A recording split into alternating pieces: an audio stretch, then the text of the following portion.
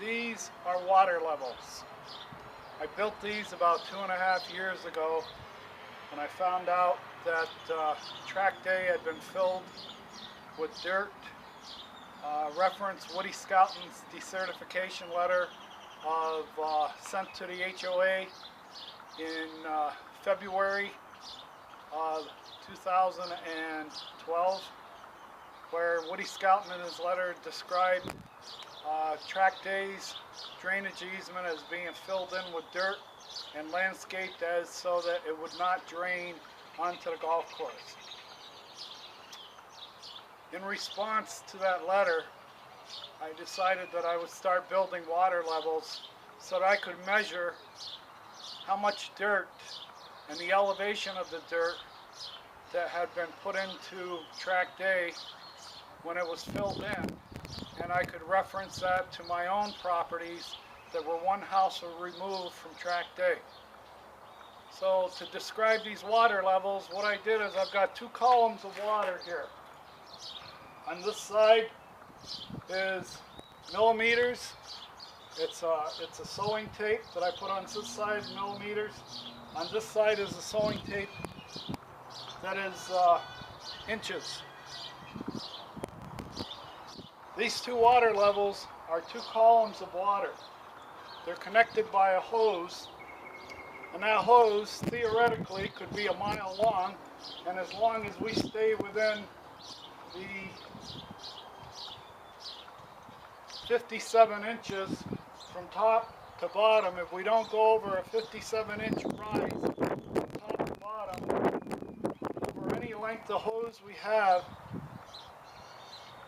we'll be able to measure the elevation.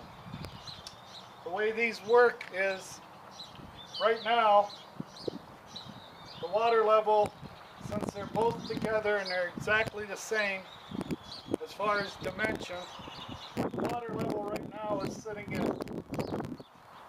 35.5 on both of them. 35.5.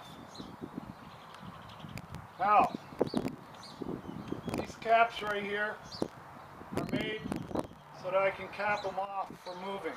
When I move around from place to place with the water level to keep from losing the water, I cap them off to keep the water inside of the levels.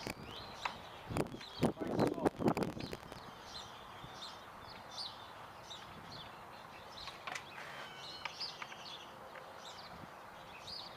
I also have level, these are fence post level devices that will give me a level both fore and aft, left and right, so that when this is straight up and down and level, we're getting the most accurate reading.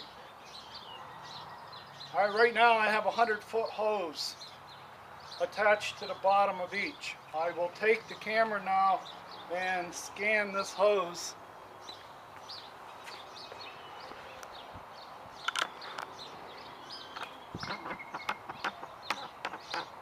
That is the hose that's attached, and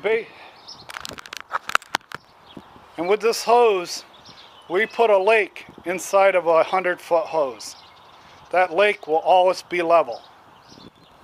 We've got a lake inside of a tube, and if I scan around, you'll see that hose is laid out on my property to make up the 100 feet. Now I'm going to go in close and scan on the numbers so I can show you how this is set up.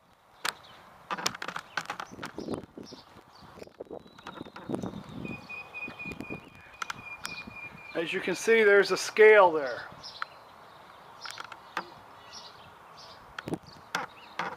And I don't know if you can make it out because the water is clear, but the water level is right here where my finger is at 35.5.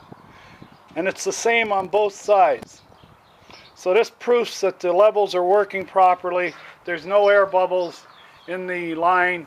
They're both sitting at the same height on my patio, and they're both sitting at the same height, and they're equal.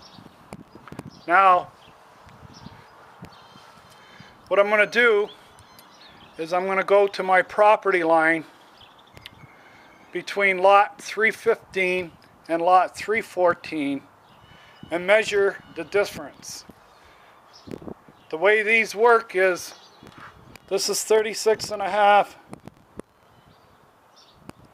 35 and a half, 35 and a half, both of them. If I move one of these levels either up or down, you're going to get different readings. You always subtract the lower reading from the higher reading. When you subtract the lower reading from the higher reading, that gives you the elevation difference. And like I said, if we could get a hose that was 200 yards long